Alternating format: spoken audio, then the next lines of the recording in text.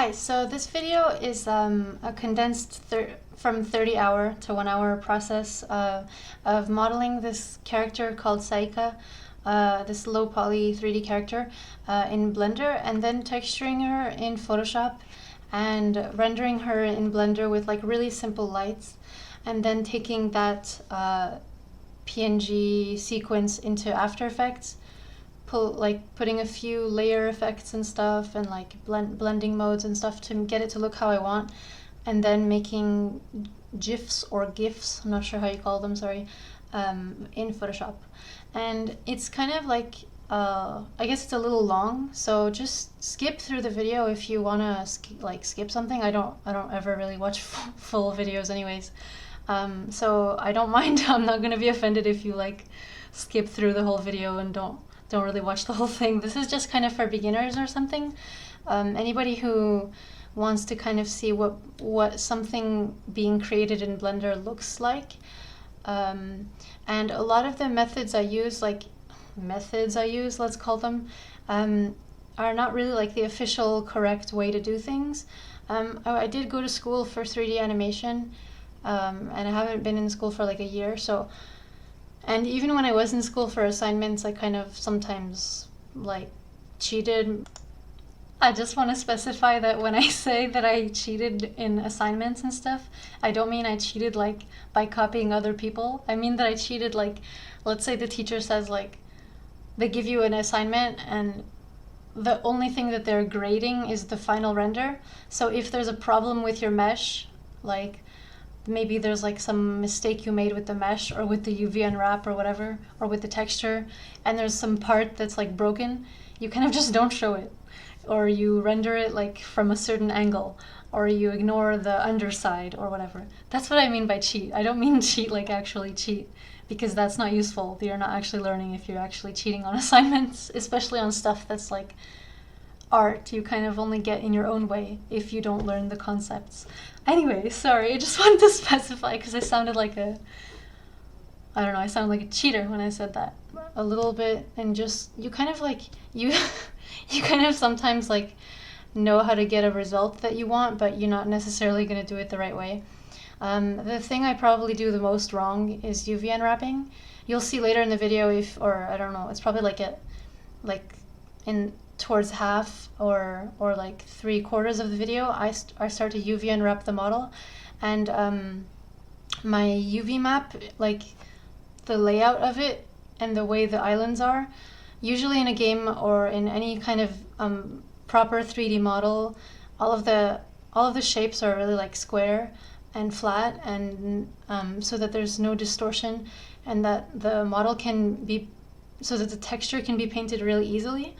My model's really fucked up and like the shapes are all over the place, so I kind of like, just putting a little warning, like this is kind of not really a reference of like the proper way to do things, but it's just kind of like how I did it, so whatever. Yeah, I just wanted to say that because I know it's wrong. I know a lot of it is wrong, and there's like n-gons and flat planes and stuff, like the hat just has one plane at the end. Anyways, so if you're watching this video, I don't really know what I wanted to say, but it's basically for beginners who want to see, like, I think I already said that, like how something is made in Blender, and then I texture it, and then I render it and stuff. It's keeping it pretty simple. The texture is really, really flat. I only make a diffuse texture because I don't really like specularity and normals and displacement and all that stuff, and like bump maps. They're cool and everything, but they're not really for the look that I want. I just want like a flat colored character, as if I had like just kind of quickly painted her with flat colors. And then I kind of have fun with it in After Effects later on, with a blend of the flat render, like the shadeless render, and the simple, like harsh, how do I say it, like non-soft edges shaded version, because in this model I want to keep the edges like kind of faceted and rectangular and stuff, so I want to keep the polys showing in the final version, so I don't soften them or anything like that. I don't know where I was, but anyway, you'll see that like in this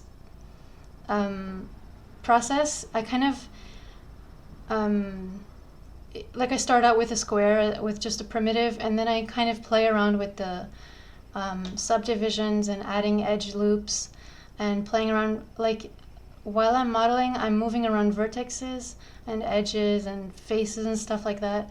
And a couple of things you need to know about Blender is like just sometimes the shortcuts are not really obvious, or you might not know a shortcut, or you might not know how to do something that you want. Just look it up, and on Google, like I found so many answers that I needed to like keep going with my model and stuff. Like how you can duplicate faces or make a symmetry or grid fill. Like if you delete some faces and you have to fill that hole and stuff, or how to select a loop. Yeah, there's all kinds of shortcuts, like you alt click to select a loop, or you press like Shift D to duplicate something, or if you have one, or you can like select linked elements like on the same on the same like object, and then you can like press Shift H to like hide everything except that. Kind of like these are things that I do throughout the model, and those are things that like if you don't know all these shortcuts and tricks and like things that you might need while you're making your model, don't worry, just like start looking up things. If you're new to Blender or any other 3D software, if there's ever a problem, you should really just Google the exact question that you have, and through like while you're working on your model, so that way like don't be threatened by the fact that you don't really know the software so well, because just setting yourself like a goal, like I'm going to model a character today, or I'm going to model a plant, or I'm going to model a chair, or anything like small objects or something simple, and you can like learn while you do that. And that's kind of why I've made so far 3 things in Blender, and all of them were really just kind of to teach myself to use Blender. At school I used Max and Maya, and I haven't used them in a while, and they're okay. Maya's a little bit complicated, more complicated than like most softwares, but I guess like if you're used to it, then it's not complicated. Nothing is really complicated when you get used to it. But so Blender can seem intimidating if you've never used it. But once you start using it, like maybe it takes you like a day or 2, and then you get really, really used to it and comfortable. Just spend a few hours in it, like start with a primitive and then just make whatever you want. Start shaping it and stuff, and you'll see like it gets more intuitive as you go. Yeah, I'm not going to be talking the whole way, by the way. I just want to make a quick intro. I guess this isn't so quick, but yeah, I just wanted to talk quickly about what's going on in the video. I'm going to try to make another video more in detail about the texture painting in Photoshop. I don't use it to its full potential because like I'm only painting a diffuse texture. Like I said, I'm not really using any other things that people use, like ambient occlusion or like baking stuff into a texture, or bump or any other maps like that. Oh, I'm bleeding. Sorry, my finger has a cut. Okay, so yeah, I'm not really using the Photoshop texture painting to its full potential, as you'll see later in the video if you want to just skip to when I start painting the texture. But I do want to do another video where I like explain the basics and stuff. So if you have any questions about texture painting in Photoshop, maybe I can help. I'm not really sure, but maybe I'll try. Yeah, anyways, in this object, in this low poly model, I'm kind of making a lot of little objects and connecting them in, like, I forget how it's called. I guess it would be called like sub objects or something. I forget what it's called in ZBrush. Subtools, I guess. You could think of them as like subtools. Let's say like her belt is separated from her hat and her face is separate from her body. Oops, it's a huge white screen. Yeah, so that's how I modeled her. I'm not sure if it's correct. Like, I read somewhere that for game models, they're usually better as one whole complete connected mesh. So I don't really know if I'm doing it the right way or not, but that's the way I chose to do it. Because when I was working on the hat and the face and the body, like pretty quickly into it, I realized that I would have trouble if I tried to make all the meshes like connect. I know like this is probably a skill that I should have and that a real 3D modeler would ideally have, but I wasn't really trying to complicate my life. I just kind of wanted to make it simple. So I wanted to just have a hat and then a head and then arms and then like, you know, like all the things that I wanted. I didn't want to have to worry about where the meshes connect and if the flow goes well like from object to object. So I just kind of made a bunch of things and stuck them into each other like so that you can't see where they go. But there's a few flaws that come from that. And you'll see later on in the video that like I kind of rotated her too soon because like in my drawing concept, in my quick sketch that I did, I kind of have her like turned. And I was thinking like, oh, if I model her turned pretty soon on into the model, it'll be good. It'll look like it more. And I kind of had to like work around having done that later on in the video. But whatever, you know, you live and you learn. So if you make a model, I suggest you keep it aligned most of the time, because pretty much all of the tools in a 3D software are built to like help you the most or be the most useful when your character's aligned, like symmetrically and like well aligned with the X and Y and Z and whatever. So yeah, and I don't really know what I'm talking about anymore or what I should say, but yeah. While you make your model or before or in the beginning stages, try to think about like what's the most useful like plan to have about the way you model it, because sometimes like you'll do a whole part and then you'll be like, oh, this is all wrong, and you have to scrap it and start over. I know that happened for me. I don't know if you saw, but I like a few days ago I uploaded like an sorry. I uploaded like an antique gun that I did with foliage coming out, like flowers and leaves.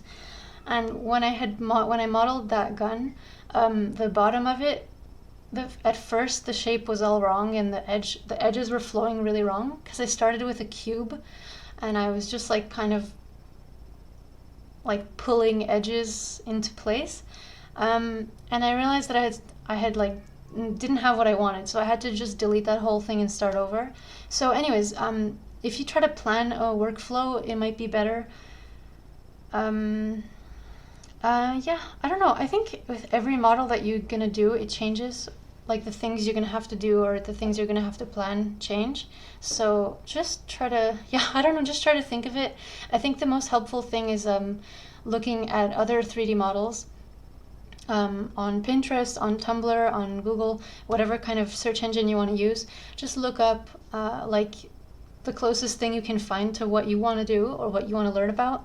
Like you can look up low poly character or low poly like RPG character, I don't know, or low poly animal, you know, stuff like that, or high poly or sculpt or whatever, depending on what you want to do. And that way, like, or you can look up like low poly mesh or something like that, or texture or UV, and that way you kind of get an idea of what other people's stuff looks like.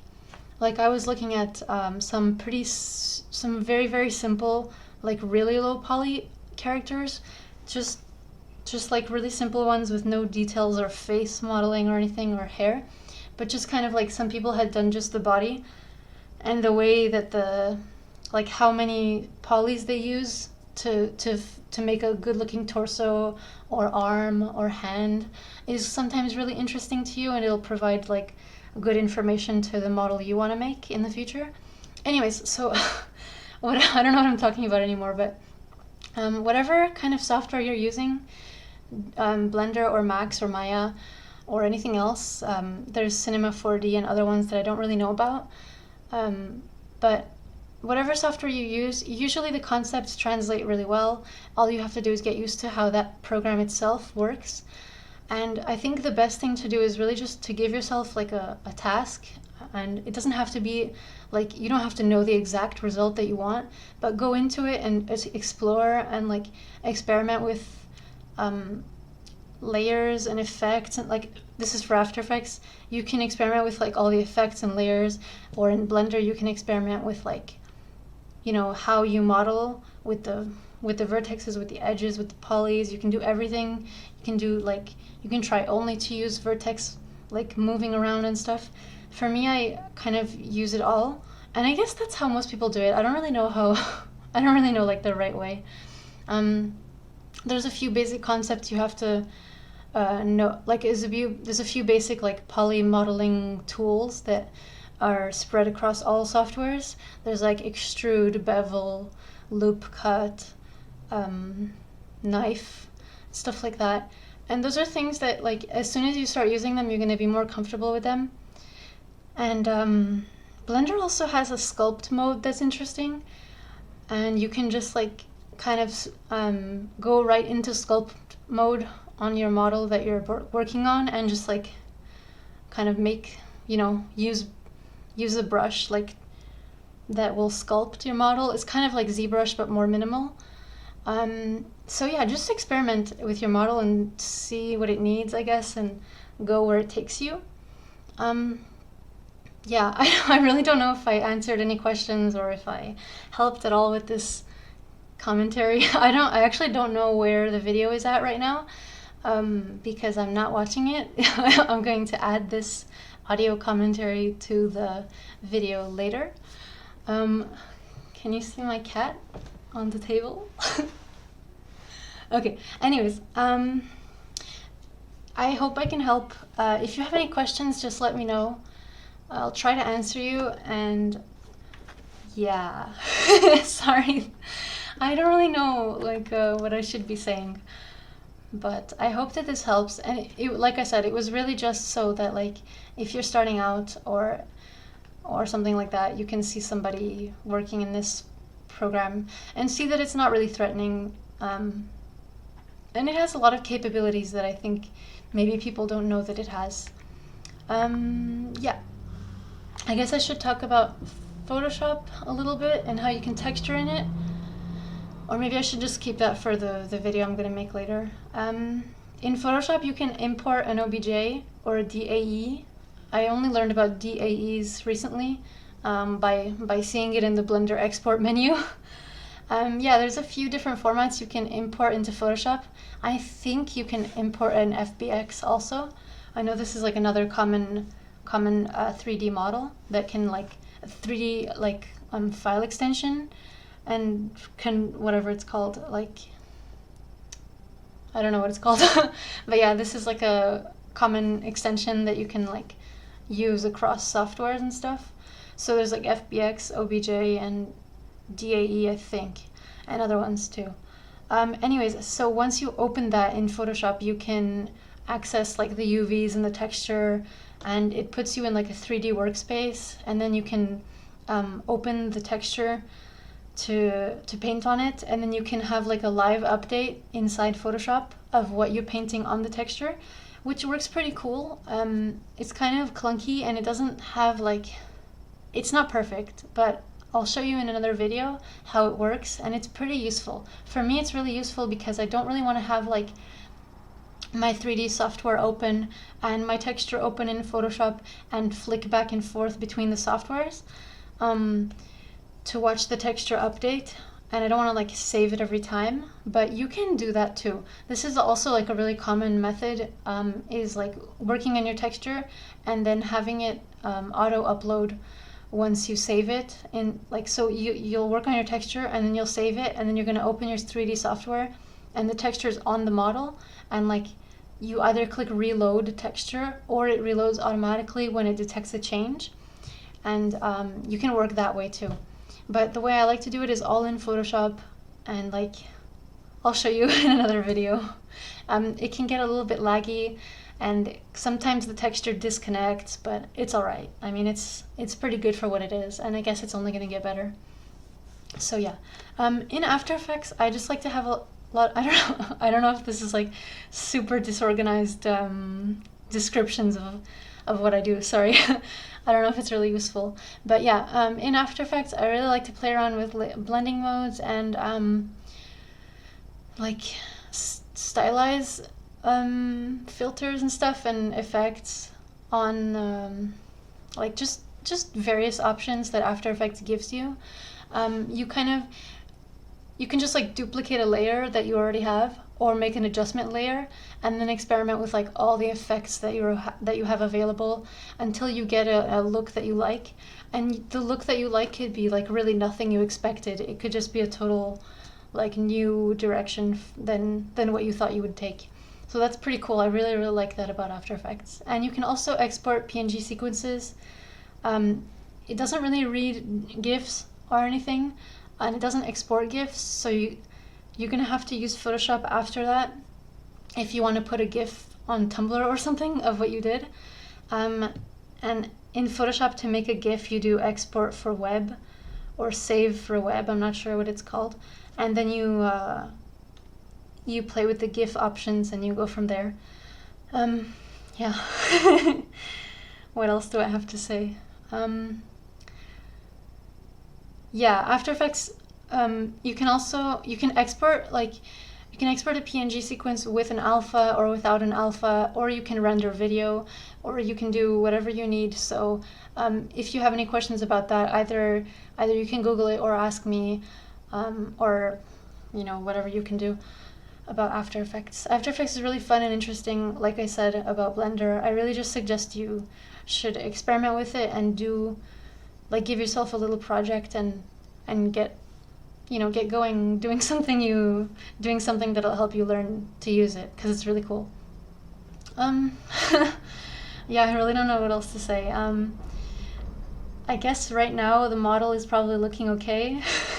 For a long time, because this is like a 30-hour process that I put down to 1 hour. I probably already said that, but yeah. It kind of like looked really crappy for a very long time, and I was really almost gonna give up. I was like, oh no, this isn't gonna look like what I want at all. And then you kind of start to get into a groove, and you start to not be held back so much by like your discomfort with the program, or with like not knowing what you want or how to get there. And you start kind of to just move things around more and just go for getting the look that you want more than worrying about the mesh or the hotkeys or like whatever. You start to just kind of get into a flow of getting the look that you want, and you kind of start to like it's kind of like trial and error. You're molding it around more. So that's kind of something I really liked about like towards the end of sculpting this. And I think the end part actually lasts so long because once you have almost what you want, it's a kind of like a whole different experience than when you have nothing at all and you're just starting. Like when you're just starting the model or like a painting or a drawing, you're kind of doing whatever and you're trying to get somewhere, but it's really so far from what you want that you just have to keep going. And that's kind of like sometimes a discouraging time because you don't know what to do. But at the end, when you're so close to what you want but not quite there yet, you don't really know when to stop. You're kind of like moving this vertex. And I know I did that a lot of times in this model where I was like moving a couple of things, like a few like tiny increments, and I was like, is that better? I don't know what I like more. And stuff like that. I think I should shut up now because I don't know what I'm really adding to the video anymore. And I thought I would only talk for like 5 minutes. But whatever. If you're still watching this, that's cool. You're probably not though. Okay, just let me know if you have any questions. Let me know if anything that I said was of any use at all to anybody. And good luck with this stuff. Blender is really cool. I'm really glad that I forced myself to learn it. This is my third model in it, and like I really like it. It has some problems, but some stuff about it is really cool. And I'm pretty sure it's free, right? Like I think that was the reason I downloaded it. I forgot if it's still free or not, but it's free, so that's really cool. And I think people used to, I think someone I knew said that Blender was like the weird kid in high school who like wasn't blooming yet or whatever. It wasn't like in his high time yet. And then when you're an adult, like he's in his zone. Like Blender is like that weird software that people are like, isn't Blender bad? And then when you actually use it, you're like, Blender's pretty good. Like they're making Blender better and better, and I find it has a lot of like cool user made like plugins, I guess you would call them. You can access stuff in the preferences menu, or is that what it's called? I don't know. Like user preferences or something like that. You can access like add-ons from the community. Like one of them is import image as plain, and it just kind of speeds up the process. I don't think there are that many plugins from the community, but I think like, you know, there's always somebody working on something probably. Anyways, yeah, I don't know what to do. I think the only thing that I find like really, I have no idea how to use properly yet is the animation in Blender. I tried to animate something like on my first model, and it was pretty bad. I just found it very confusing, like the way that they lay it out. But anyways, yeah. You can rig in Blender, you can render, you can animate, you can model, you can, I think I said everything. You can UV unwrap, you can texture paint, you can sculpt, you can do all sorts of stuff. So that's pretty cool. Okay, I'm gonna go because bye. Enjoy the rest of the video if you're gonna watch it. Hope this helped. Hope I can make more helpful stuff. Let me know if you have any specific like things that you would like to know about or anything like that. I don't know if I'm going to be using Blender a lot more. I kind of don't always want to do 3D. I just kind of sometimes want to do like, oh, I want to do a girl in 3D. But I don't really do like big projects or anything. Maybe I will in the future. Anyways, have fun. Sorry if this was useless. Bye. Have a good day. Enjoy the rest of the video.